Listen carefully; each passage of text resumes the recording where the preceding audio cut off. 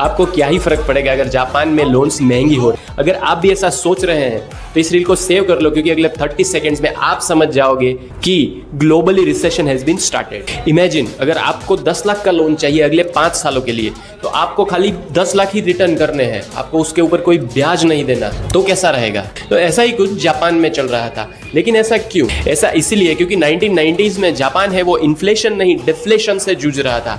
मतलब कि 2025 में जो 10 लाख की वैल्यू है वो 2030 में 9 लाख हो जाएगी। इसे टैकल करने के लिए जापान की सेंट्रल बैंक ने 0% पॉलिसी लाई थी। लेकिन अभी जापान भी इन्फ्लेशन फेस कर रहा है, तो इसे टैकल करने के लिए जापान की सेंट्रल बैंक ने अपने इंटरेस्ट रेट्स को 0.75 तक बढ़ा दिया है।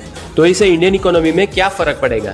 इंडियन इकोनॉमी में बहुत ज्यादा एफडीआई का पैसा लगा है। इस आर्टिकल के हिसाब से इंडिया में करंटली $81 बिलियन का इन्वेस्टमेंट एफडीआई का है। तो ये एफडीआई कौन है? ग्लोबल बड़े banks, hedge funds, venture capital, और इन सब में किसका पैसा लगा है? आप क्रोनोलॉजी समझ लो। और ना समझ दोस्त को ये रील शेयर कर दो।